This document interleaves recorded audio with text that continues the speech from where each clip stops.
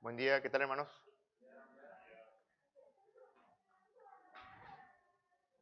Si pueden abrir sus Biblias en 1 Timoteo capítulo 6, 1 Timoteo capítulo 6, versículo 17 al 19. Estamos terminando la epístola.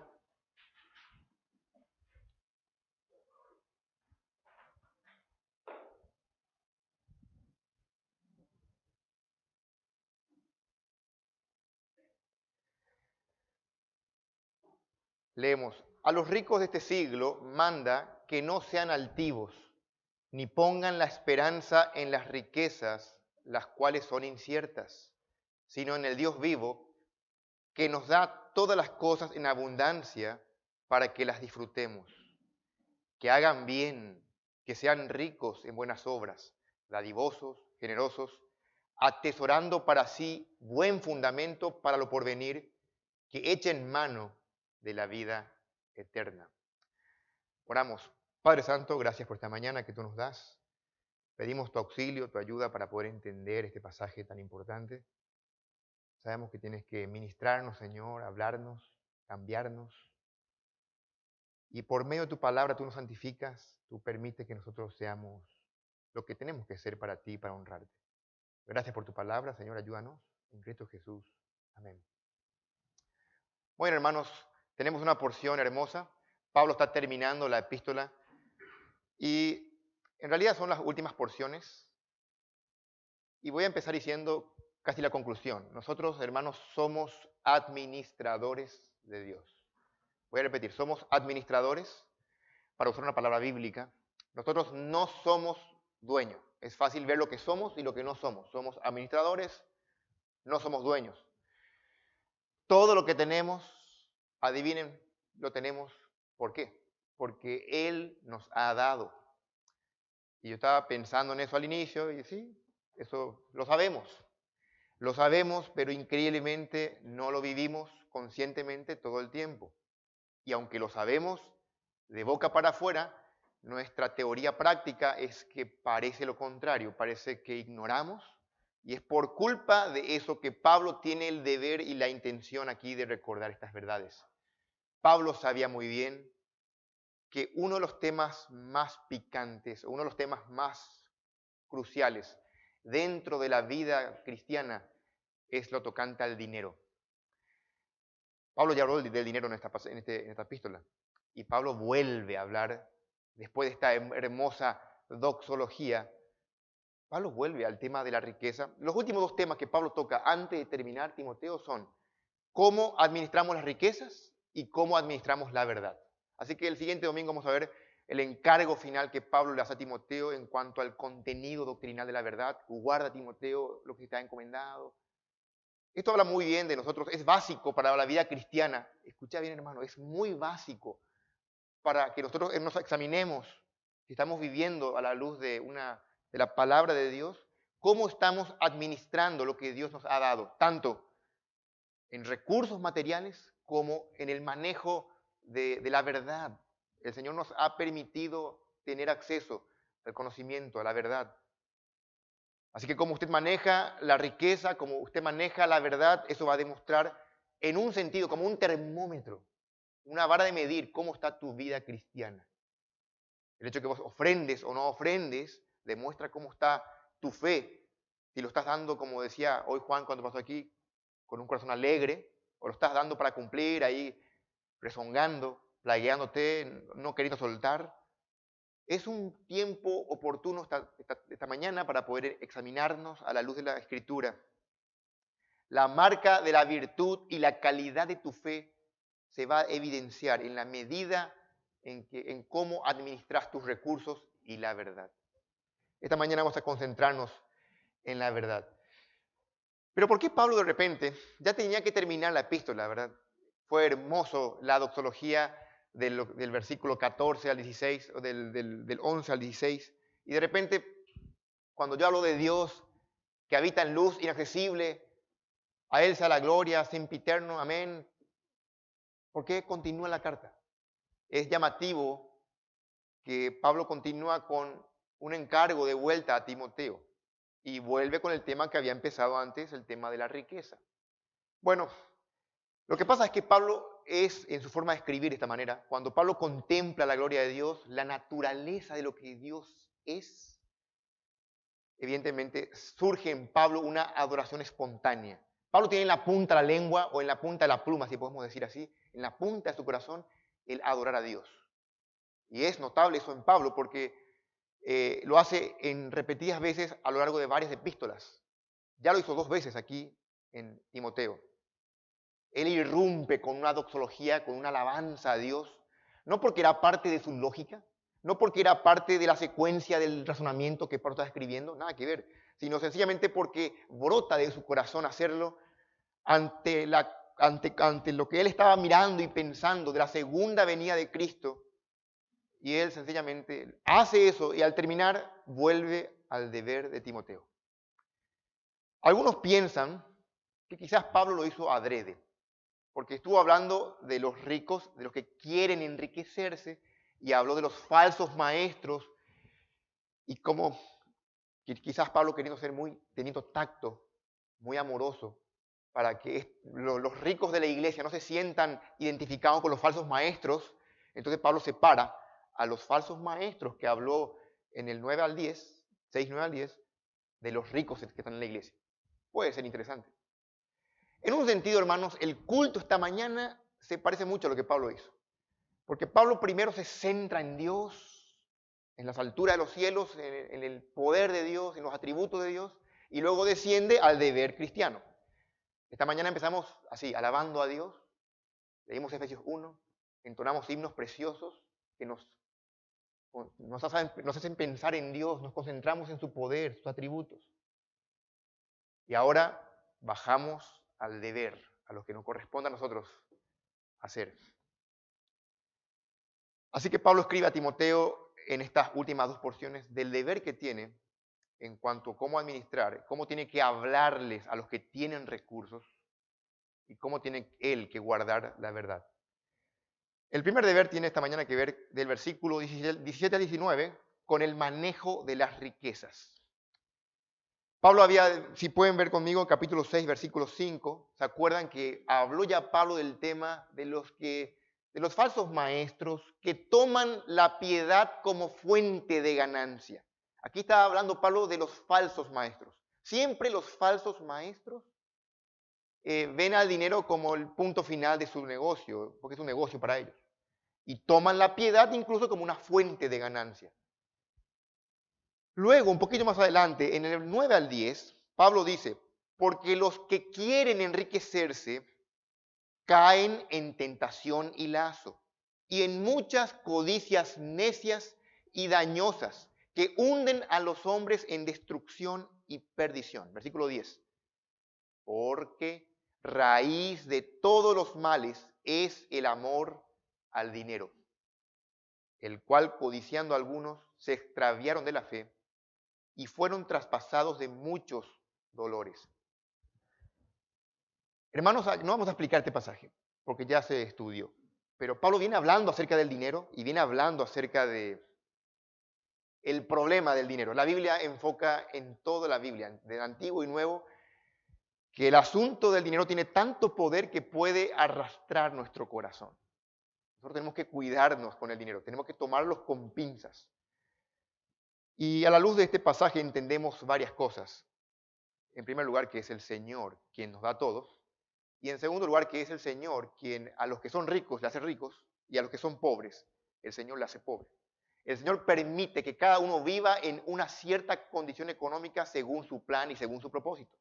Entender eso te va a permitir, de forma correcta, te va a permitir vivir en obediencia y quizás desarrollar lo que es el contentamiento cristiano. ¿Puedo pedir un poco de agua? Me olvidé, no traje mi termito. Le voy a agradecer. Bueno, hermanos, para diferenciar, en el versículo 9 al 10, Pablo ya habló de los que quieren ser ricos. Pero aquí está hablándole a creyentes. Está hablándole a creyentes que ya son ricos. Entonces, ser rico no es pecado. Tener riqueza no es pecaminoso. Lo pecaminoso es la manera incorrecta de tratar con las riquezas. Ese es el punto aquí. Tener dinero no es pecado. De hecho, aquí Pablo en el 9 al 10 no dice que sea pecado tener dinero, sino el amor al dinero es raíz de muchos males. Pablo quiere que los creyentes, todos los creyentes, sean buenos administradores de lo que Dios les ha dado. En contraste con aquellos falsos maestros que no son creyentes, que buscan la riqueza.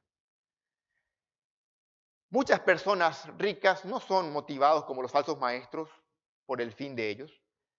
Quizás tienen riquezas porque lo heredaron, quizás tienen riquezas porque ganaron gracias a un negocio, ciertas circunstancias permitieron que accedan a muchos recursos, no importa cuál sea, no necesariamente la gente rica ama el dinero y no necesariamente la gente pobre no la ama. Esto no es así, ¿eh? La gente pobre no ama y la gente rica ama el dinero. Esto no es así. El corazón del hombre es perverso. Hay personas que tienen dinero y que no aman el dinero, y hay personas que no tienen dinero, pero aman el dinero. ¿Está bien? Así que no piensen que el problema es de los ricos. Sí, vamos a darnos cuenta que los ricos tienen mayor tentación con este asunto, con el tema del dinero, de ser altivos. Gracias.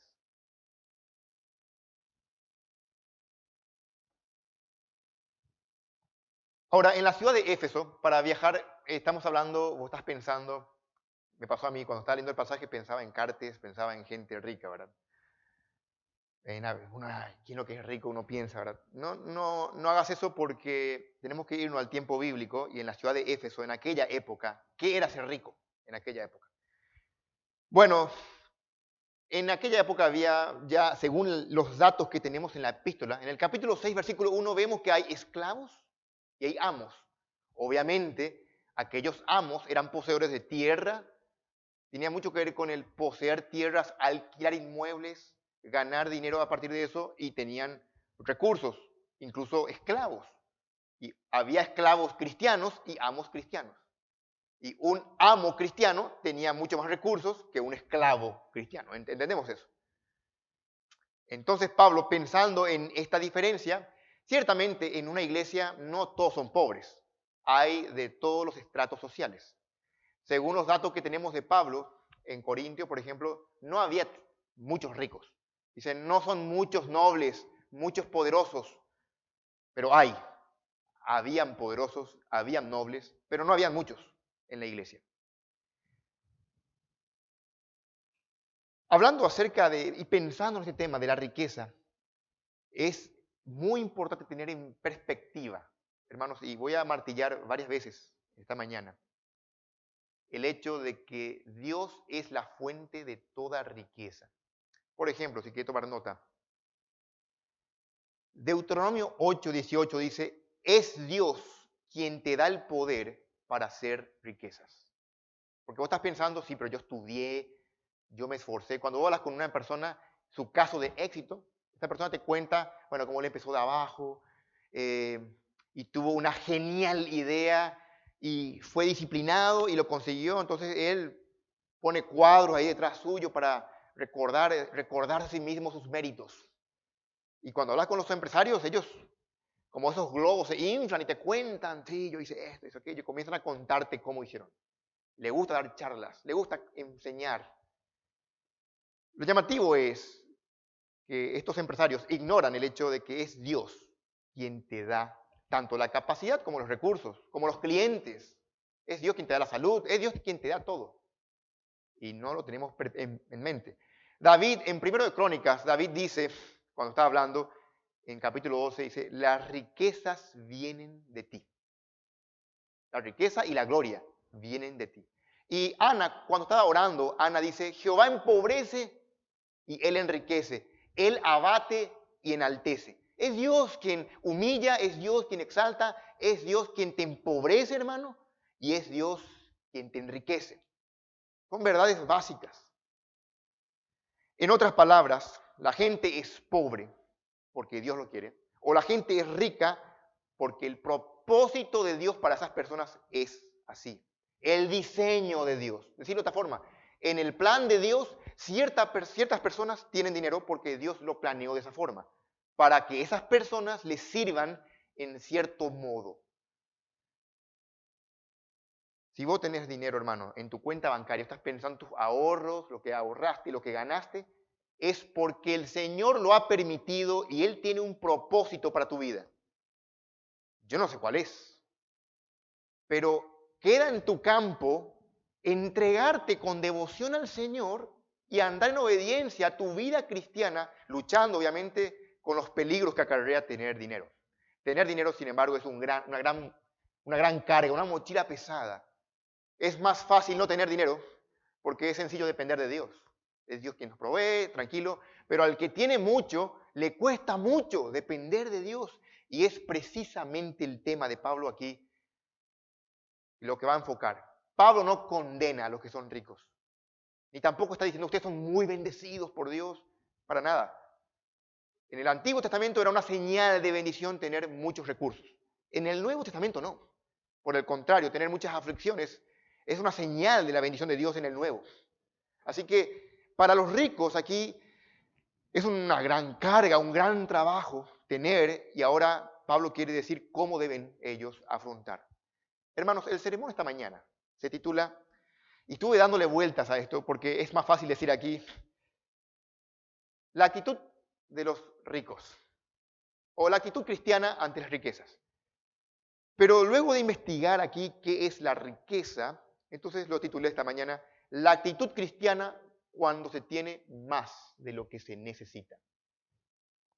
¿Cómo deberían los cristianos tratar con los recursos que poseen o con las riquezas que poseen?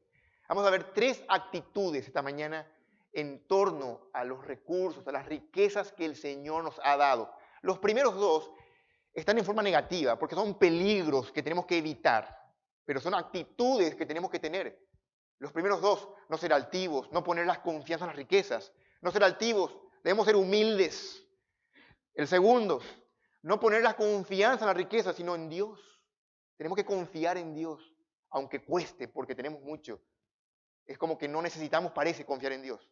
Y lo tercero, la actitud de hacer el bien de forma dadivosa, liberal, generosa. Ricos en buenas obras. Vamos a mirar entonces esta mañana la actitud cristiana cuando se tiene más de lo que se necesita.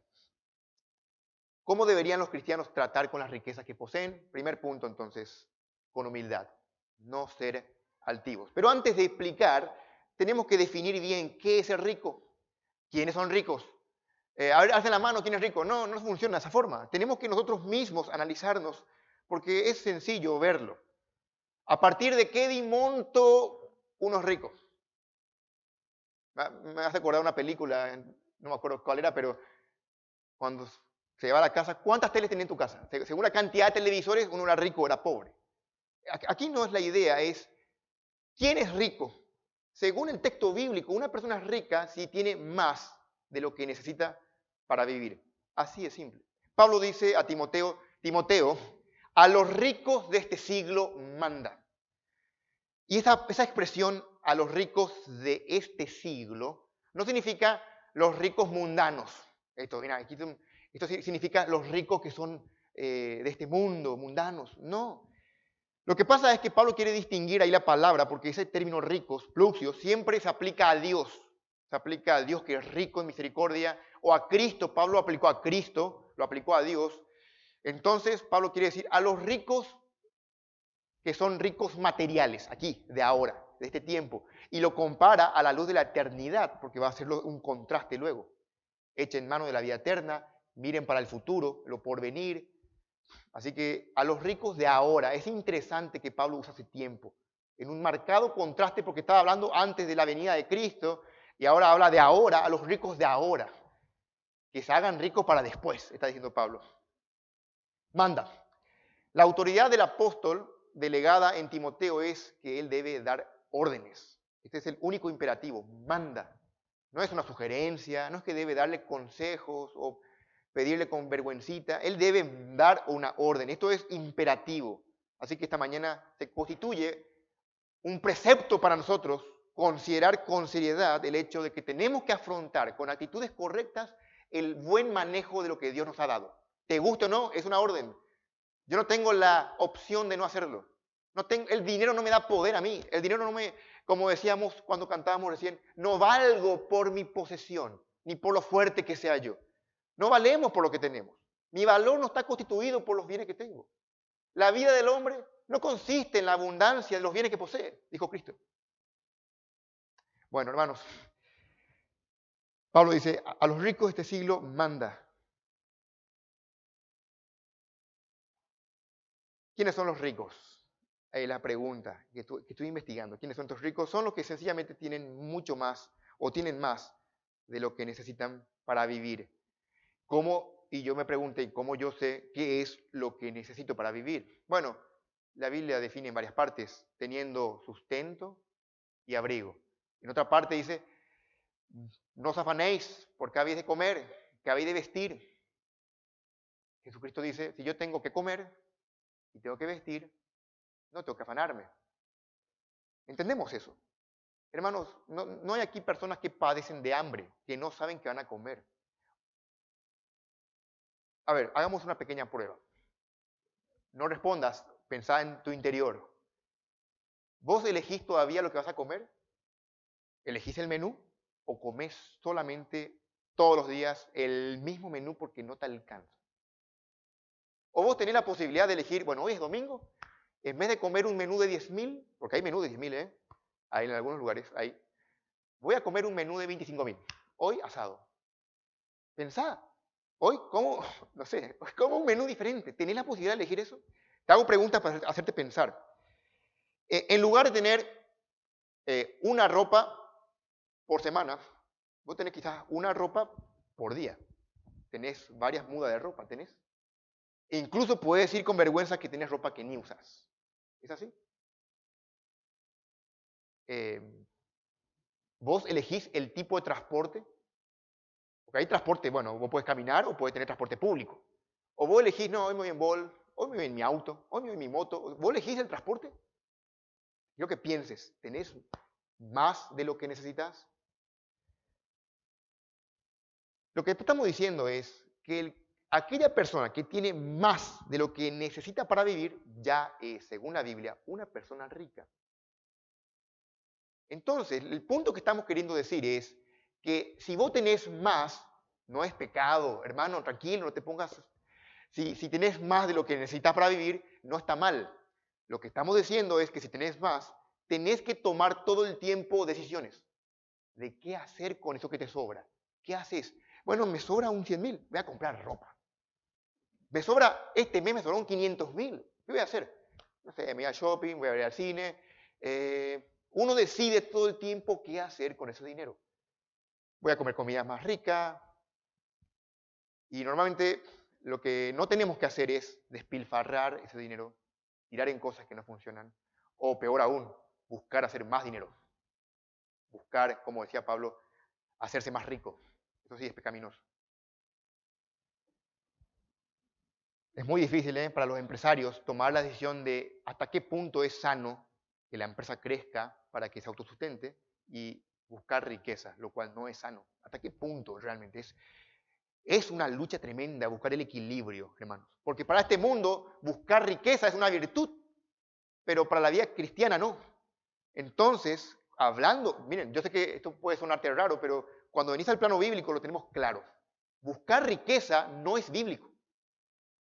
Por el contrario, es manejar la riqueza como un administrador de Dios, es lo correcto, pero eso cuesta mucho y es mucho trabajo. No estoy diciendo que vos tenés que tener en tu casa, no tenés que tener un sofá, no tenés que tener televisor, no tenés que tener un somier cómodo y dormir sobre el piso ahí sobre un cartón. No estamos diciendo eso. Lo que estamos diciendo es que tenés que analizar todo el tiempo lo que tenés. Tenés no solamente un techo, tenés un lugar cómodo donde ir a terminar el día, acogedor, una casa, tenés bienes, tenemos bienes, tenemos recursos, tenemos la ladera llena o la ladera con muchas cosas que hasta se descomponen allí en la ladera, ¿o no? Analizar, hermano, tenemos cosas que hasta inclusive le damos a los animales o tiramos en la basura y todavía pueden servir porque nos sobra. Así que todos aquí podemos calificar en algún sentido como ricos. según este plano. ¿Y cómo escogemos usar el dinero? Dinero que ya cubrí todas mis necesidades, ya pagué mis cuentas y aún tengo dinero o aún tengo recursos. ¿Y qué hago con eso? No voy a pensar entonces en personas que son ultra ricas. Sí hay niveles de riqueza, obviamente. Hay personas que les sobra un poco, hay personas que les sobra medio poco, y ahí hay personas que les sobra muchísimo, que ya inclusive no tienen necesidad de trabajar. Hay niveles de riqueza, por supuesto que hay niveles. Pero no estamos hablando aquí de los niveles, porque tampoco Pablo habla aquí de niveles de riqueza. Pablo está hablando aquí de la actitud que las personas que tienen más deben tener. ¿Qué actitud tengo yo? ¿Cuál es tu corazón? ¿Cómo afrontas las riquezas o los bienes que te sobran? ¿Vos comés 3 veces al día? ¿2? ¿Una vez al día? Bueno, entonces ser rico no es pecaminoso. En la Biblia vemos la utilidad de la gente rica. Lidia, por ejemplo, era una mujer rica y pudo hospedar al apóstol Pablo y a todos los compañeros que estaban con él. Eso vemos en Hechos 16. También vemos que Dorcas era una mujer rica que tenía dinero que le sobraba y ella pudo hacer prendas y regalar a la gente pobre. También vemos a Filemón, un hombre rico, era amigo de Pablo. Y Pablo escribe una carta a Filemón, él era dueño de esclavos y uno de esos esclavos se había escapado, ¿se acuerdan? Así que, Onésimo creo que era. Pablo le escribe a Filemón, porque Filemón tenía una iglesia en su casa, porque tenía una casa grande. Imagínense, la gente rica contribuyó y contribuye a la iglesia y Dios les usa de forma interesante. Han habido y hay muchas personas a quien Dios usa poderosamente.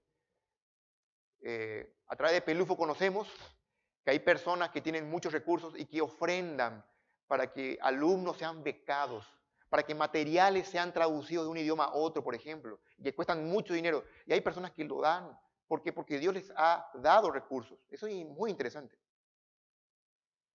Aquí el punto no es cuánto tenés, el punto es qué haces con lo que tenés. ¿Entendemos eso? ¿Qué hago con lo que el Señor me dio? Que no lo me gané yo por súper inteligente, lo tengo porque el Señor ha dispuesto y lo ha puesto en mi mano para probarme, para ver dónde está mi corazón. A los ricos de este siglo manda, dice Pablo. Lo que no manda Pablo no manda que lo regalen todo, no manda un voto de pobreza. Pablo no manda que se vuelvan ascéticos, eso es prohibido disfrutar de las cosas de la vida. Que ellos no, están prohibidos ir al shopping, prohibido comer en helado, prohibido, no manda eso Pablo. El mandato es que usen el dinero con cierto cuidado y de cierta forma y que eviten ciertos peligros. Y el primer peligro aquí que vemos, y el primer punto es, eviten la altivez, eviten ser altivos. Aquí a los ricos de este siglo manda que no sean altivos. Esto es que sean humildes, que no sean altivos. Es impresionante que la riqueza empuja la mente del ser humano a creerse más de lo que realmente es. Pero no solamente eso, sino que la riqueza hace que un hombre crea que es más que otros y le vea a la gente inferiores a uno mismo. Esto le pasa a la gente que tiene dinero. La gente que tiene dinero se ve de algún modo en su mente exitoso o exitosa, se ve muy inteligente, hizo cosas que otro no hizo, conoce cosas que otro no conoce, entonces se manda la parte, él cree que es más. Esto se llama arrogancia. La riqueza y el orgullo son hermanos gemelos, dice alguien. Y entre más tienes, es más probable que luches con el orgullo y la exaltación. Interesante. Cuanto más dinero tengas, más probable es que vos te creas más que otros. Y más luches en tu corazón débil para ser humilde. Más te va a costar ser humilde. No hay forma que diga, no, yo no soy así. Hermanos, nuestro corazón es súper débil. Y sí, el dinero te cambia. El dinero nos cambia. Quizás vos decís, cuando yo tenga, no. El dinero nos cambia. Nos hace petulantes, arrogantes. Pensar de una forma exaltada de uno mismo. La gente rica constantemente enfrenta esa tentación de aire de superioridad. Se viste de cierta forma para desfilar, con ciertas marcas de ropa, ciertos vehículos. ¿eh? Quiere dejar de algún modo, consciente o inconsciente, de que él tiene y que la gente se entere que tiene. De que son mejores, de que son más inteligentes, que tienen más conocimientos, que son un gran caso de éxito. Ser exitoso según el mundo y que inclusive recibir aplausos de otros, le encanta, halagos. Dame consejo, por favor, ser consejeros de otros. Es una tentación tremenda para aquellos que tienen. Los casos de éxito tienen que ver con su brillantez. Bueno, pero acá el punto es, a una persona, vamos a suponer que alguien aquí esta mañana se creyó el cuento de que es un hombre exitoso. Te va bien en los negocios. Acertaste en tu carrera, acertaste en el momento exacto, te fue bien, ganaste un caudal de dinero importante, la gente te necesita, tenés gente a tu cargo, parece que vos sos alguien muy importante. Si vos no estás, ¿qué va a pasar del mundo? Más o menos. ¿Qué es ser exitoso? Según Dios. No es eso. Ser exitoso según Dios no es lo que el mundo llama exitoso. En Lucas 12 hay una parábola. No hace falta que abran, pero ustedes conocen la parábola. Porque ese hombre que dice, alma, muchos bienes tienes. Por tanto, ¿qué voy a hacer? Voy a derribar mis graneros y construir más grandes para seguir amontonando más. Y voy a descansar de todos mis trabajos. Y voy a decir, reposa, bebe, come, regocíjate, disfruta de lo que tenés. Y Jesús le dice, necio, para nada sos exitoso. Necio, esta noche vienen a pedir tu alma. ¿Y los que ha provisto para quién será? ¿O de quién será? Y luego al final dice el Señor, cuando concluye la parábola, así es el que se hace tesoro para sí y no es rico para con Dios. Así que hermanos, nosotros no tenemos que ser contaminados con la idea mundana de casos de éxito de este mundo. Parece tentador la opinión del qué dirán, de que el mundo, mis parientes van a decir que yo soy exitoso, mis tíos, mis profesores de facultad, mis compañeros van a poder ver, wow, le fue bien, qué profesional, yo tener 2, 3 carreras, 3, 4 títulos. Es tentador, seduce el intelectualismo, moverse en cierto mundo académico y hablar cierto lenguaje con ciertas personas y creerse la gran cosa. Pero para Dios eso no es ser exitoso. Para Dios, ser rico para con el mundo no es ser rico para con Dios. Así que analicemos esta mañana, porque la Biblia es lo que nos importa realmente. La palabra debe quebrantarnos, debe santificarnos. Los ricos normalmente tienen una tentación enorme de no hacer nada. Literalmente, los que son muy ricos ya, los que van ganando, porque hay niveles, los que son muy ricos hasta ya no quieren hacer nada. Entonces, ¿qué hacen? Contratan gente, usan el tiempo de otros, ya no cortan el pasto, ya no limpian la casa, contratan gente que le limpie la casa, contratan gente que le limpie el pasto, que le lave el auto, ya ven a la gente como objetos, según su utilidad. Y un tronar de dedo aquí, una llamada telefónica, sentados en su sofá haciendo todo. Inconscientemente esta persona, como un rey en su trono, con mucho poder, porque el dinero te vende la idea de poder. Cambia tus relaciones con nosotros. Es por eso que es inevitable que vos, sin darte cuenta, el dinero te vuelva arrogante. Y vos, inclusive en el trato que le das a las personas, hay un trato hostil, le trata como animales a muchos.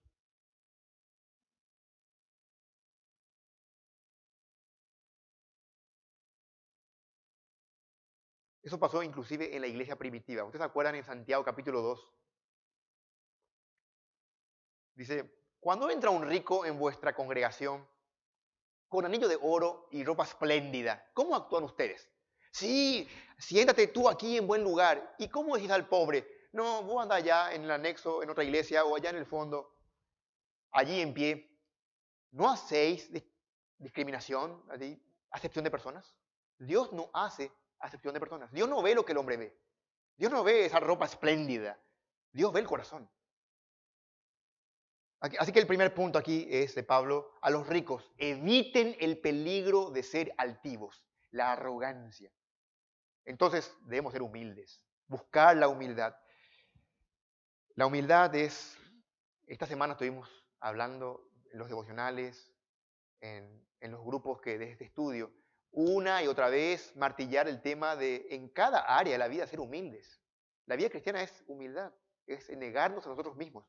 Es increíble cómo concordó todo esta semana lo que estábamos estudiando con este tema. La segunda actitud, hermanos, que tenemos que cultivar y evitar, el peligro que evitar es confiar en los recursos, confiar en las riquezas. La actitud cristiana cuando se tiene más de lo que se necesita, ¿cómo deberían los cristianos tratar con las riquezas que poseen? Primero con humildad, no con altivez. En segundo lugar, confiando en Dios, no en las riquezas. Dice Pablo, a los ricos de este siglo manda que no sean altivos, ni pongan la esperanza en las riquezas, las cuales son inciertas.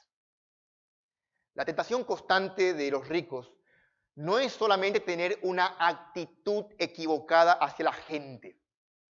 El rico tiene una actitud equivocada hacia otros, sino también una actitud equivocada hacia lo que posee, hacia los recursos, hacia el dinero, hacia sus posesiones. Porque sin darse cuenta, pone su esperanza en su cuenta bancaria, pone su esperanza en sus ahorros o incluso en su capacidad de generar dinero que no tiene todavía. Hasta ahí va la necesidad. Proverbios 11:28 dice, el que confía en sus riquezas ciertamente caerá. Y recién dijimos el hombre rico de Lucas 12, de la parábola, este hombre que dice, alma, muchos bienes tienes, guardado para muchos años, repósate, come, bebe, regocíjate. Y Cristo dice, necio, esta noche vienen a pedir tu alma. ¿Y lo que guardaste de quién será? La vida del hombre no consiste en la abundancia de los bienes que posee. Por el contrario, todo consiste, y si nos remontamos a las Escrituras, en confiar en Dios. Así empezó todo. En Génesis 3, el hombre no confió en Dios. El hombre fue incrédulo a Dios, no creyó a Dios y entró el pecado en el mundo.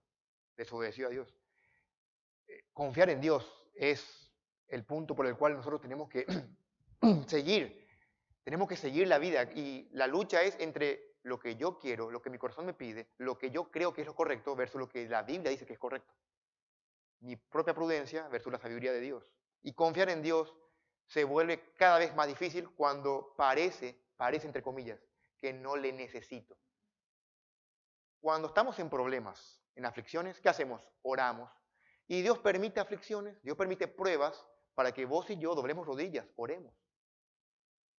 Pero a los ricos que tienen recursos les cuesta orar, les cuesta confiar. ¿Para qué? Si tienen seguro médico, tienen el mejor médico, el mejor abogado, tienen un problema, anda a comprar esto, anda a comprar aquello. Al que no tiene, pasa algo y está orando y depende de su Padre Celestial. ¿Se dan cuenta de la dificultad de un rico? Realmente es difícil. Y Pablo estaba consciente de esta dificultad y le dice a Timoteo, anda a decirle a aquellos que tienen más de lo necesario, que no sean altivos y que no pongan su confianza en la riqueza. La tendencia entonces de mi corazón y de tu corazón, tenés que estar consciente de esto, es que cuando tengas mucho, te va a costar muchísimo orar, te va a costar mucho pensar en Dios, en su reino. ¿Para qué querés que le venga si vos la estás pasando bomba aquí? ¿Para qué querés que venga Dios? ¿Para qué todavía si tenés muchísimo, tenés muchas empresas, está en auge, en crecimiento, una que otra sucursal? Cuesta mucho tener un alto concepto de Dios cuando tenés mucho. En cambio, cuando se tiene poco, se confía en Dios de forma más plena. Y esa es una gran ventaja del pobre. Quizás por eso, hermanos, quizás por eso encontramos en la Biblia una oración tan extraña de este hombre, del rey Agur, en Proverbios 30. Ustedes recordarán esta oración que dice, 2 cosas te he demandado, no me las niegues antes que muera. Vanidad y palabra mentirosa aparta de mí. Y luego le dice, no me des pobreza ni riqueza. Este hombre oró a Dios para que no ser pobre, pero tampoco ser rico. Yo estoy seguro que nunca hemos orado así. ¿Por qué? Dice aquí el argumento de él. Manténme del pan necesario. No sea que me sacie y te niegue. Y diga, ¿quién es Jehová? Qué notable. Esto te puede pasar. Aunque vos digas, no, no me va a pasar nunca a mí.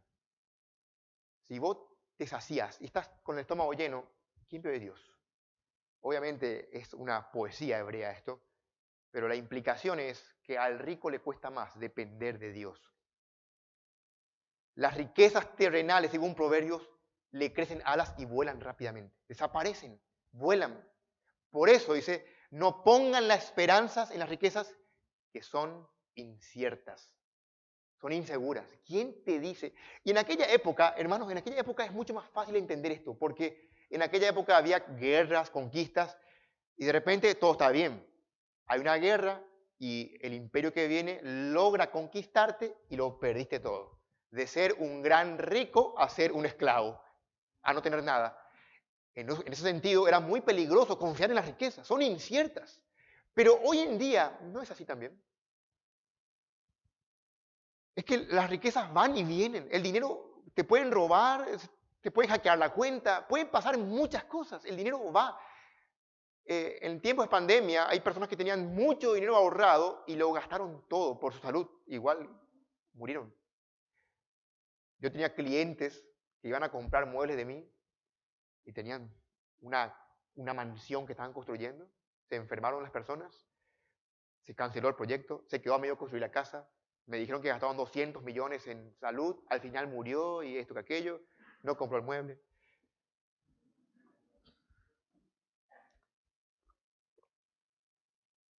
El punto es que las riquezas son inciertas y no podemos poner la esperanza, no debemos ni podemos poner la esperanza en las riquezas. No debemos llegar al punto en que hemos eliminado a Dios del panorama, de depender de Él. Bueno, vos estás pensando, ¿qué hago? ¿Cómo tenemos que hacer? Bueno, este es el punto que decía hoy. Es una lucha diaria, día a día, hermano. Cada día tiene su propio afán.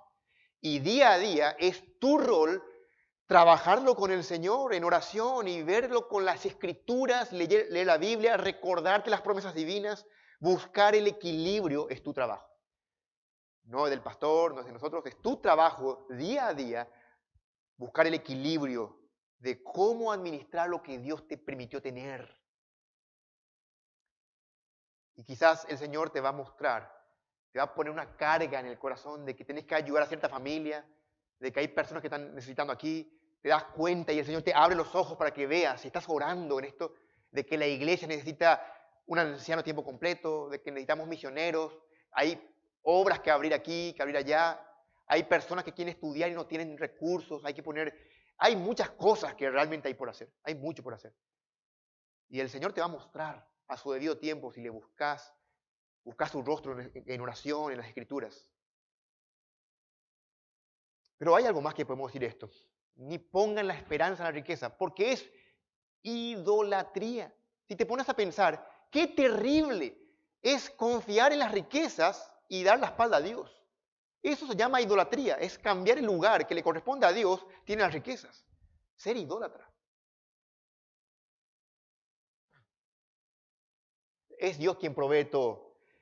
Es Dios el gran proveedor. Jehová proveerá. Es Él quien los da. Dice Santiago 1:17 que Dios es el Padre de las luces, de quien toda buena dádiva y todo un perfecto desciende de lo alto. El Padre de las luces. ¿Qué significa eso? Que Dios tiene luz intrínseca. Dios no necesita que alguien más le alumbre para brillar. Él brilla en sí mismo. Y es la luz de Dios quien brilla en sus criaturas muchas veces. Qué necio que una criatura diga, mi brillo. Cuando un creyente es bondadoso, no es bondadoso en sí mismo, sino es la bondad de Dios, del Padre de las luces, reflejada en él, por lo cual es bueno.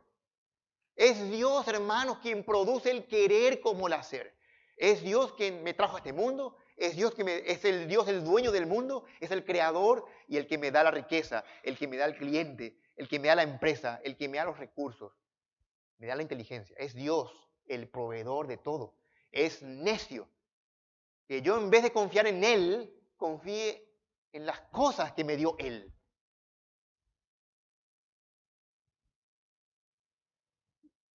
Por el contrario, en vez de confiar en mis riquezas, dice acá el contraste, sino en el Dios vivo, que nos da todas las cosas en abundancia, plusio si es allí, para que las disfrutemos. Bueno, vamos a explicar esto. En el Dios vivo, esa expresión Dios vivo no está, esa expresión vivo, el adjetivo vivo no aparece en los originales. Sería, sino en Dios, que nos da todas las cosas en abundancia para que las disfrutemos. Yo no sé si se dan cuenta, pero quiero que atiendan este contraste. Cuando hay un contraste en las escrituras, tenés que pensar en qué consiste el contraste. Blanco, negro, eso se entiende. Gordo, flaco. Y aquí vemos riquezas inciertas. Dios. Y quizás no pillás cuál es el contraste. Bueno, ¿quién es Dios? Dios es infinitamente rico. Hoy leímos en Efesios capítulo 1, versículo 7, que Dios nos hizo sobreabundar de su gran riqueza. Las riquezas de su gracia, dice el 1.7. Nos perdonó con la riqueza de su gracia. Dios es rico de forma infinita. Y no solamente eso, sino que eso es seguro y sostenido en el tiempo. No hay riesgo. Con Dios hay cero riesgo. Sin embargo, las riquezas de este mundo son inciertas. Ahí está el contraste. Riquezas inciertas versus riquezas infinitas. Eso es Dios. Sos un necio si confías en las riquezas inciertas y no confías en la riqueza infinita de Dios, quien es el proveedor de todo. ¿Te das cuenta? Ese es el gran contraste de Pablo. Dios es rico, y no solamente es rico, Dios es fiel, Dios es bueno, Dios es generoso, no es tacaño, no es un rico ahí que no comparte nada. Dios nos da todas las cosas en abundancia, dicen las Escrituras, en abundancia. Dios es generoso y nos bendice siempre, no con su riqueza, sino de acuerdo a su riqueza. Una cosa es dar de la riqueza. Yo tengo mucho dinero en el banco y te doy un poco. Dios no te da así, Dios te da acorde a lo que Él tiene, de acuerdo a lo que tiene, porcentualmente, correspondientemente. Eso es muy distinto. La palabra aquí es en abundancia. ¿Para qué? Y esto debe sorprender a muchos, porque no tenía la idea Pablo de frustrar y que hacer tu vida aburridísima. Dios quiere que disfrutemos de las cosas que nos ha dado. No me acuerdo quién había hecho este análisis, pero no solamente tenemos la capacidad de comer alimentos, sino que tenemos en la lengua pupilas gustativas para poder distinguir un montón de sabores. Dios lo puso allí porque no solamente quiere que comamos para sobrevivir, quiere que disfrutemos lo que comamos. Dios hizo todas las cosas buenas, hermanos, para que las disfrutemos. Dios es el creador y todo está hecho, planeado por Él para que gocemos de esta vida. Literalmente gocemos. Ahora, esto nos hace pensar, ¿y cuál es la forma más plena de gozar la vida? Bueno, ahí entra el mundo con su lista de sugerencias, los lugares turísticos y dónde gastar. Nada que ver. Según las Escrituras y según el plan de Dios, la forma correcta está en este pasaje. La forma más plena de disfrutar las cosas es aquí, ser ricos en buenas obras, generosos y dadivosos. Y aunque parezca raro, Dios hace brotar de los corazones, como vamos a ver enseguida, un verdadero gozo cuando el que tiene lo da. Por eso dice en Hechos capítulo 20, creo, más bienaventurado es dar que recibir. Literalmente hay verdadero gozo. Y según las Escrituras, la forma plena de disfrutar la vida es compartiendo como Dios lo hace. Dios es el mayor ejemplo. Siendo rico se hizo pobre para que con su pobreza fuésemos enriquecidos. ¿Se dan cuenta de eso? Él siendo rico, Jesucristo, se hizo pobre para que con su pobreza nosotros fuésemos enriquecidos. ¿Y quién es la persona del gozo pleno? Sino Jesucristo mismo. Por el gozo puesto delante de él sufrió la cruz, menospreciando lo propio. Dios nos da todas las cosas para que las disfrutemos. Dios es bueno. Y de su tanta gracia Él nos da con un propósito claro, que disfrutemos la vida de forma correcta con los recursos que Él nos da. En Hebreos capítulo 11, no hace falta que hablan, en Hebreos 11:25 aparece la misma palabra disfrutar, pero en un sentido pecaminoso, donde habla del placer, ahí de los deleites del placer. Esto tiene que ver aquí con el placer real. No es un placer sensual, no está hablando aquí de algo pecaminoso, sino está hablando aquí del placer de la verdadera satisfacción. Decía alguien, la forma más elevada de gozo en la vida de un creyente es el gozo que viene al que sabe que lo está haciendo, está trayéndole gloria a su Señor. Aquel que sabe que todo lo que él está haciendo le trae gloria a Dios, esa es la forma más plena de gozo y de disfrute. Quizás no estás bien con Dios, quizás estás alejado o el mundo ha logrado su objetivo en enfriarte. Quizás tu mira no está en las cosas de arriba, sino aquí en las de la tierra.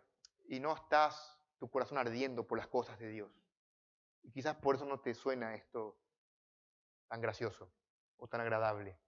Pero la forma correcta, la forma plena de disfrutar la vida según Dios, que es el creador de la vida, el autor de la vida, es trayéndole gloria a Dios.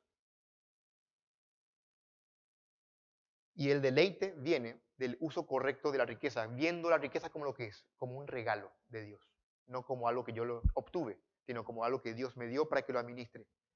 No es usted dueño, usted es un administrador. No se crea la gran cosa. Usted es un administrador que administra los bienes de otro, los bienes de Dios.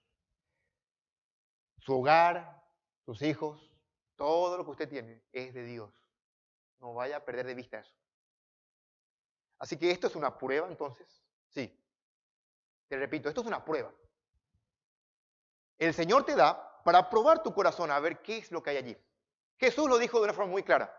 Porque donde está vuestro tesoro, también estará vuestro corazón. ¿Dónde pones tu tesoro? Algunos están en su aguinaldo. Otros están allí en el aumento que están buscando o en algún extra. ¿Dónde está tu tesoro? ¿Dónde debería estar tu tesoro? Te hago la pregunta distinta. ¿Dónde debería estar el tesoro de un creyente? Siendo sinceros.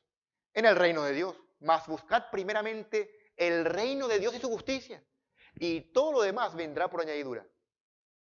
Eso es muy lindo para memorizar, para tener como un cuadro, pero cuando tenemos que aplicarlo a nosotros, se vuelve una cosa totalmente distinta, ¿verdad? El gozo más elevado de un creyente es invertir en la extensión del reino de Dios. Yo veo cómo el Señor trabaja en mi corazón.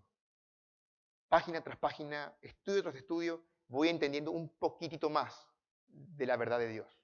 Libro tras libro cristiano, y prueba tras prueba, el Señor va, hay como que mis ojos, como que voy entendiendo. Y el Señor hace, que trabaja así con nuestros corazones débiles. El Señor es paciente con nosotros para que vayamos entendiendo en qué consiste la vida cristiana, en qué consiste la vida de piedad. Consiste en el reino de Dios, no en nosotros, no en mi reino, no en mis planes, sino en los planes de Dios. Hermanos, las riquezas pueden destruir tus relaciones con los hermanos por culpa del orgullo. Te puede volver una persona cruel, egoísta, indiferente, apática. La riqueza es un peligro también, la riqueza, porque te puede volver escéptico o puede alejarte de Dios, puede enfriarte en tu vida espiritual a no orar tanto, a no buscar soluciones en Dios, sino en tus bienes. Lo que tenemos que hacer nosotros es tomar lo que Dios nos ha dado y devolvérselo a Dios en adoración. Es convertir este punto, si vos tenés más recursos de lo que necesitas, convertir esa desventaja en ventaja. Y dale a Dios. Orar a Dios y pedirle sabiduría para cómo glorificarle con eso al Señor. En tercer lugar, vamos a ver, Pablo dice, bueno, habiendo visto los dos peligros, no ser altivos y no poner la confianza en la riqueza, Pablo va, ¿a qué es lo que tiene que hacer entonces? Lo que sí tiene que hacer, dice, hagan el bien, que sean ricos en buenas obras, dadivosos, generosos. Aquí el punto es hacer el bien de forma dadivosa y generosa. Hacer el bien. Vamos a explicar esto. ¿Qué es hacer el bien? Bueno, vamos a ver aquí como una escalinata de varias, una secuencia de cosas. Porque hacer el bien es una palabra que engloba mucho, es una palabra muy genérica. Agaturgeo significa la palabra aquí, hacer bien. Es un bien que es bien en sí mismo, intrínsecamente. No es un bien superfluo. No es algo aquí camuflado de cosas buenas. No son cosas buenas por fuera, pero por dentro son vacías. No se trata de eso. Son cosas excelentes, de gran calidad. Son buenas realmente. Ya están pensando en qué. Sí o sí, para que califique con este tenor de que sean cosas buenas en sí mismas, no puede ser fachada. Tienen que ser cosas hechas para el Señor, que le traen gloria a Dios. Eso es hacer bien. Eso es realmente lo que está diciendo aquí. Cosas que honren a Dios o que Dios honraría, que nuestro Dios aplaudiría. Por ejemplo, vamos de vuelta a mirar la teología bíblica aquí dentro del pasaje, dentro del libro. En el capítulo 5, 8, una forma de hacer bien, muy básica, y te va a gustar esto, es en tu propia casa. Eso dice allí, que el que no provee para los suyos es peor que un incrédulo. Aquí es proveer para tu casa y mantener a tu familia es hacer el bien. Esta es una forma correcta. Pero también en el versículo 3 habla de usar los recursos para las viudas, aquellas mujeres que no tienen sustento, básicamente como un ejemplo de las personas que tienen carencias, que no tienen un buen soporte. Las personas que no tienen lo necesario, a esas personas debes ayudar. En el versículo 16 también habla de aquellas viudas que urgentemente tenían que ser aliviadas y cuidadas dentro de la iglesia. Ciertamente hay requisitos que se dan para esas personas y en la iglesia. Vean eso, no del mundo. No estamos hablando aquí de los pobres del mundo, de África. Estamos hablando de hermanos, creyentes. Escuchen, el contexto es hacer bien a tu hermano en la fe aquí. Empezar en tu casa, provee para los tuyos. Luego en tu iglesia. No hace falta que te vayas muy lejos. Aquí en tu iglesia. Hay hermanos que están pasando dificultades. Es motivo para orar y no solamente orar, sino meter tu mano en tu bolsillo y ver cómo contribuir, cómo ayudas. En el 5:17, hablando de vuelta dentro del plano de la iglesia, ¿de qué cree que habla? ¿Cómo tengo que hacer el bien? Vean, hagan el bien.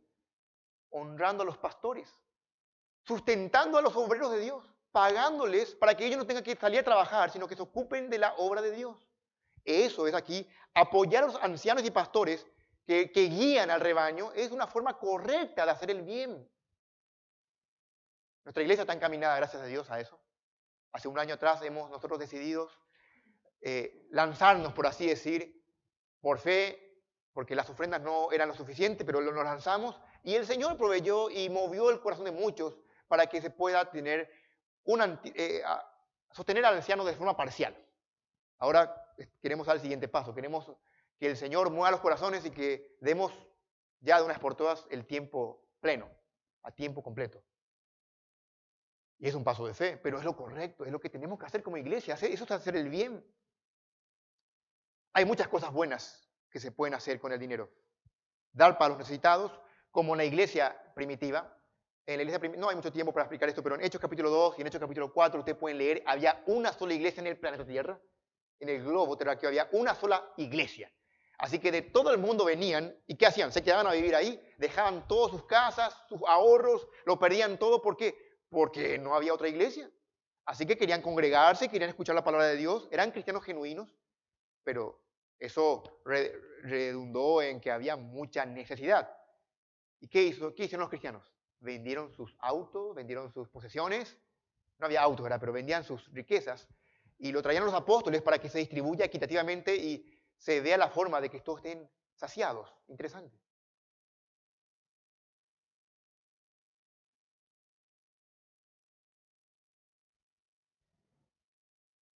En lugar de ser ricos en guaraníes, en ahorros de dinero, tenemos que ser ricos en qué? Dice la Biblia, ricos en buenas obras. Esta es la única parte donde se nos ordena ser ricos, pero ricos en buenas obras.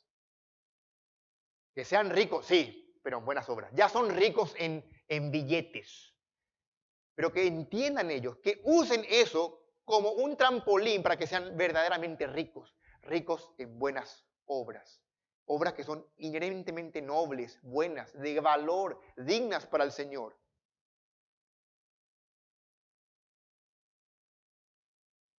¿Qué tipo de bien? Buenas obras. Aquí, vean, Que hagan el bien. ¿Qué tipo de bien? Aquí Pablo, buenas obras. Buenas obras. Esto es justamente repetido en casi todas las epístolas de Pablo, que abunden en buenas obras. Como dijimos, la viuda tiene que ser apoyada, los ancianos sostenidos, eh, favor para con otros. El punto es, noten esto, miren, hacer el bien siempre tiene la connotación de hacer, de acción, no de decir, de acciones. Voy a orar por vos, sí, pero la acción de dar algo es una buena obra. Y esa buena obra es no en favor tuyo, sino en favor de otro, externo a vos. No mire cada uno por lo suyo propio, sino por el de los otros. En Timoteo 3:8, Pablo le dice lo mismo. Tengan cuidado de mantener las buenas obras. Hagan el bien. ¿A quién? A favor de otros, en la iglesia. Agarra tu dinero y hace el bien con él. ¿Qué tipo de bien? Bien a favor de otros. Mira a tu hermano y decir, ¿qué necesita mi hermano? Sus hijos tienen abrigos, hace frío, tienen zapatos, tienen media, están enfermos, tienen trabajo, tienen lo justo, no tienen que comer, se perdió el trabajo. Yo no sé, el marido está enfermo hace un mes, no está trabajando. Bueno, lleva una canasta de víveres. Miren, esto es hacer el bien a otro, abundar en hacer el bien. Hay muchos ejemplos que podemos dar. Y te voy a decir algo, esto es muy importante. Pablo dijo aquí, hace un ratito, en capítulo 6, versículo 8 o 11, que nada hemos traído a este mundo y nada hemos de llevar, ¿cierto? Pero hay algo que vamos a llevar. Abrí tu Biblia en Apocalipsis capítulo 14. Apocalipsis 14, 13.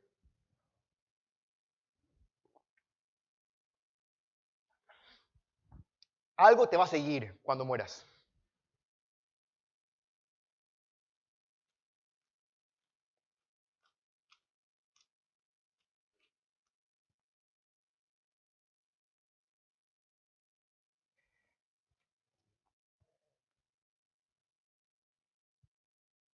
Oí una voz desde el cielo que me decía, escribe, bienaventurados de aquí en adelante los muertos que mueren en el Señor. Sí, dice el Espíritu, descansarán de sus trabajos porque sus obras con ellos siguen. Tus buenas obras te van a seguir en el cielo. Déjame aclarar esto. Nadie se salva por buena obra, obviamente. Está hablándole Pablo a creyentes. Ya la Biblia fue enfática y bien clara que la salvación es por gracia, no por obras. Pero las buenas obras, dice aquí la Biblia, te van a acompañar al cielo. Y qué bueno que Pablo dice, por eso Pablo dice, inviertan allá en el cielo, porque en el cielo te van a acompañar las buenas obras. Jesús lo dijo, haceos tesoros en los cielos, donde ni ladrones miran ni hurtan, ni la polilla corrompe. Allá, ahí seguro. Pablo lo dice aquí justamente en este pasaje, que inviertan en buen fundamento en lo porvenir. Haceos tesoros, haceos ricos de buenas obras. ¿Dónde? Allá en los cielos. Allí es donde tenemos que hacernos ricos, porque ahí va a valer la pena. Usted deja el dinero aquí, pero se lleva las buenas obras allá. Aquí, ser ricos en buenas obras, literalmente ser generosos, es la palabra que se traduce también como liberal, como darlo, como desprenderse. Hagan el bien. ¿Qué tipo de bien? Obras nobles por otros. ¿Qué tipo de obras nobles? Distribuyendo, dando. Aquí está. ¿Ven cómo se va explicando esto? Hacer el bien a otros. Buenas obras. ¿Qué tipo de buenas obras? Ser generosos, dice aquí Pablo. Dadivosos, generosos. Distribuyendo lo que Dios nos ha dado, repartiendo para satisfacer las necesidades de otros. Si usted es rico, si usted tiene más de lo que le sobra, entonces agarre lo que tiene y haga el bien. ¿Qué obras? Obras buenas para otros, nobles, distribuyendo, dándoles. Pida ayuda si no sabe cómo dar. Hermanos, yo le voy a leer rápido un pasaje a modo de ver plasmado esto, cómo funcionó en la antigüedad, en el Antiguo Testamento. Dice 1 de Crónicas 29:2. Si quería acompañarme con la lectura. 1 de Crónicas 29:2. Ya estoy terminando, así que me quedan una o dos páginas.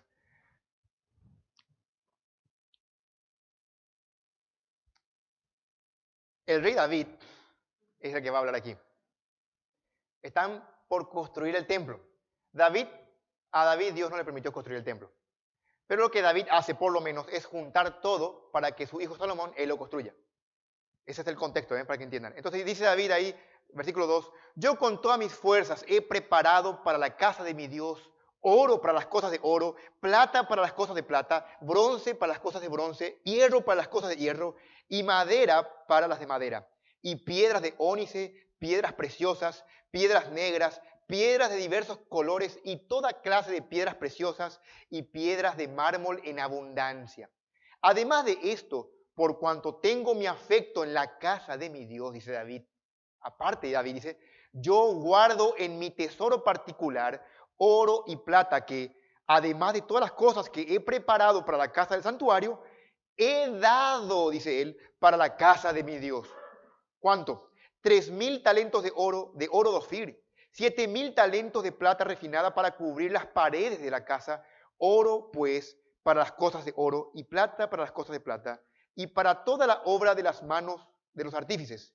¿Y quién quiere hacer hoy ofrenda voluntaria a Jehová? Pregunta David. Miren, David puso el ejemplo. David el rey dice, miren, yo he juntado esto con el reino. Y aparte de mi bolsillo tengo esto que también voy a dar, dice David. ¿Quién se une conmigo para darle a Dios? ¿Quién se une conmigo? Dice David. ¿Y qué hace el pueblo? Noten lo que dice el versículo 6. Entonces los jefes de familia y los principales de las tribus de Israel, jefes de millares y centenas, con los administradores de la hacienda del rey, ofrecieron voluntariamente y dieron para el servicio de la casa de Dios 5,000 talentos y 10,000 dracmas de oro, 10,000 talentos de plata, 18,000 talentos de bronce y 5,000 talentos de hierro. Y todo el que tenía piedras preciosas las dio para el tesoro de la casa de Jehová, en mano de Jehiel Gersonita. Y se alegró, vean el resultado, versículo 9. ¿Qué pasó? Y se alegró el pueblo. Aquí está lo que decíamos, el gozo. Se alegró el pueblo por haber contribuido voluntariamente, porque de todo corazón ofrecieron a Jehová voluntariamente. La gente comenzó a dar y a dar y a dar y a dar y se gozó. Fue algo que nació de dentro. Eso es lo que decíamos, es algo que viene como un milagro de parte del Señor. Como que cuando haces las cosas como cuando fueron creadas para ese motivo, funcionan. Y un gozo le inundó. Hablamos de disfrutar. El placer viene cuando usted le da a Dios lo que Dios le había dado. Cuando vos le devolves a Dios lo que el Señor te dio, viene el verdadero gozo. Vean el versículo 10. Interesante, dice, asimismo se alegró mucho el rey David y bendijo a Jehová delante de toda la congregación. Y dijo David, bendito seas tú, oh Jehová, Dios de Israel nuestro Padre. Desde el siglo y hasta el siglo. Tuya es, oh Jehová, la magnificencia y el poder, la gloria, la victoria y el honor, porque todas las cosas que están en los cielos y en las tierras son tuyas. Vean esto, tuyo, oh Jehová, es el reino, y tú eres excelso sobre todos. Las riquezas y la gloria proceden de ti. Y tú dominas sobre todo, en tu mano está la fuerza y el poder, y en tu mano el hacer grande y el dar poder a todos. Concluye David. Ahora pues, Dios nuestro, nosotros alabamos y loamos tu glorioso nombre. Hasta allí. Vean lo que David dice. Tú nos diste, simplemente, Señor, te estamos devolviendo. Vean la actitud de este rey. Y el pueblo allí, no triste, sino gozoso, devolviendo a Dios. ¿Por qué? Porque Dios prueba el corazón. Dios les dio para probar qué hacían con él. Lo devolvieron y vino el gozo. La razón por la cual Dios les dio fue para probar el corazón, para ver dónde estaba el tesoro de ellos. Y aquí vemos que explotan alabanza. David reconoce que todo es de Dios. Dios es el que tiene el poder, la honra, excelso, la creación. Todo es de Dios, es el rey. Yo no soy el rey, él es el rey, dice David. Vean esto. Todo es de él y te lo devolvemos. David tenía el corazón conforme al de Dios.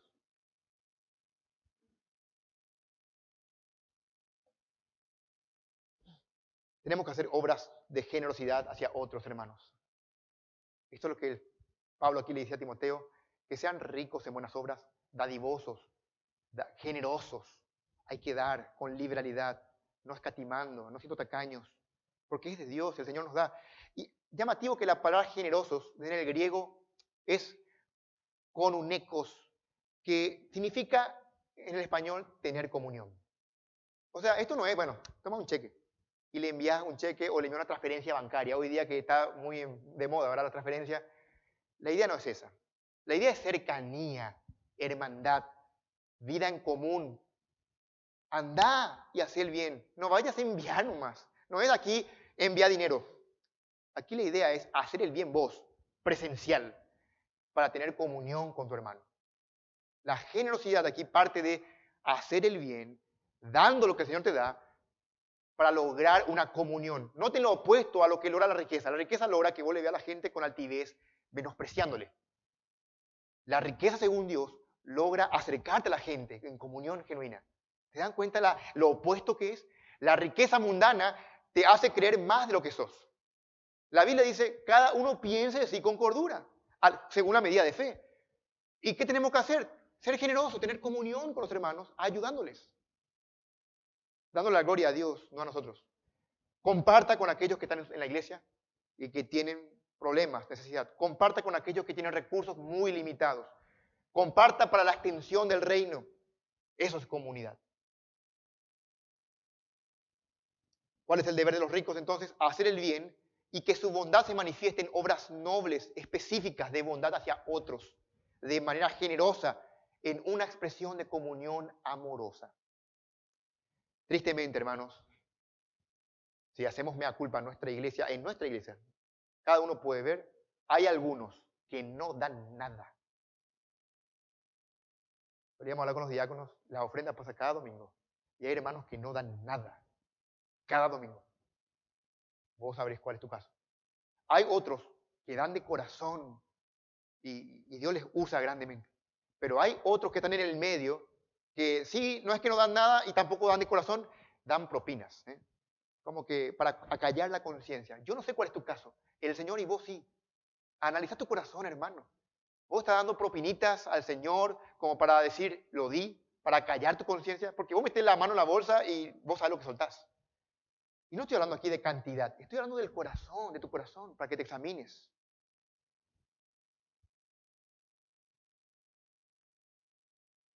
El peligro entonces es muy claro en este pasaje. Actitudes equivocadas hacia las personas, actitudes equivocadas hacia el dinero, y el deber de qué hacer con el dinero que el Señor nos dio es generosidad para con otros, hacer ricos en buenas obras en la iglesia. Esto es la iglesia, una gran familia que se cuida a sí misma. Finalmente, ya como conclusión, ¿cuál es el resultado de hacer todo eso? Versículo 19.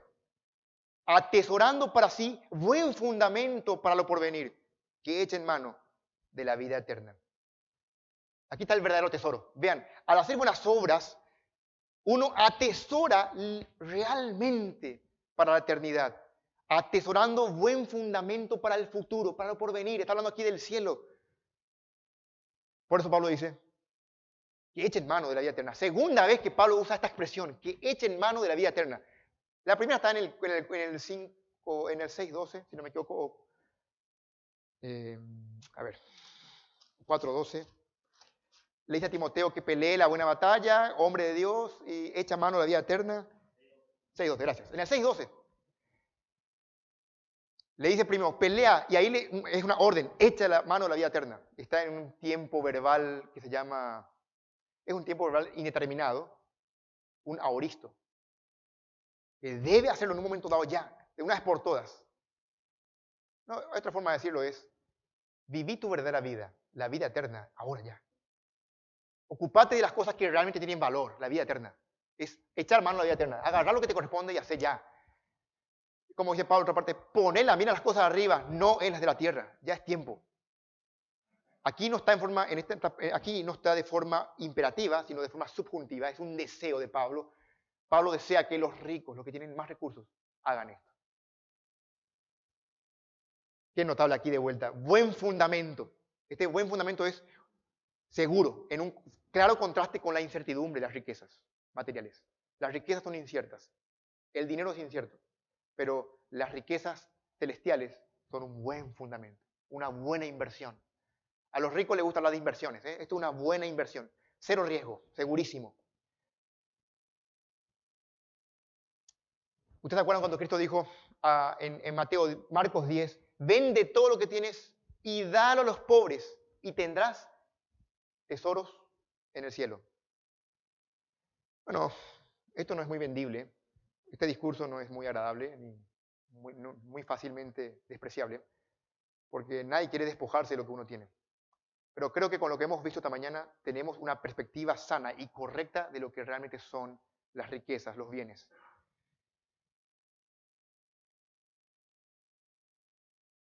Espero que nosotros hayamos entendido lo que es echar mano a la vida eterna, las consecuencias de tener una actitud de cuidarnos de la altivez, de cuidarnos de cómo miramos nuestros recursos, entender que viene de Dios y poner nuestra esperanza en Dios, que quiere que es el Dios riquísimo, que quiere que disfrutemos las cosas y disfrutemos las cosas bíblicamente, dando para su reino, dándole a los que necesitan de forma generosa, en comunión amorosa.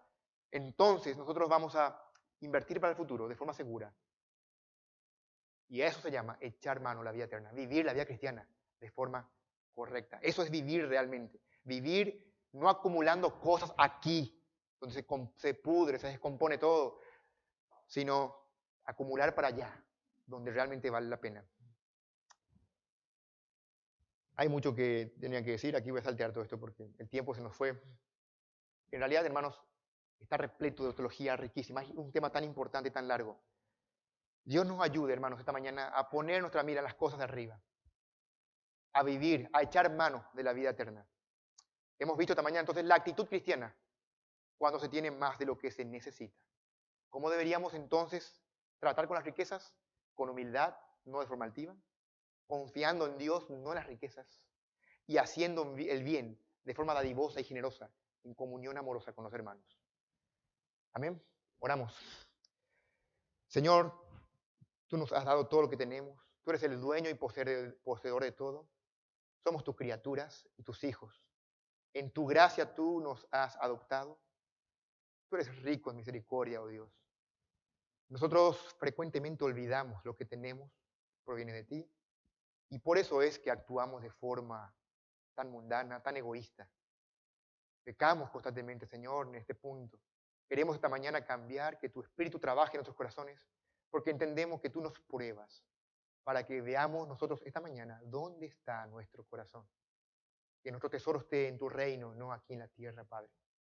Gracias por tu palabra, gracias porque podemos, con la ayuda de tu Santo Espíritu, ser fortalecidos, santificados para ser obedientes y darte honra. En Cristo Jesús.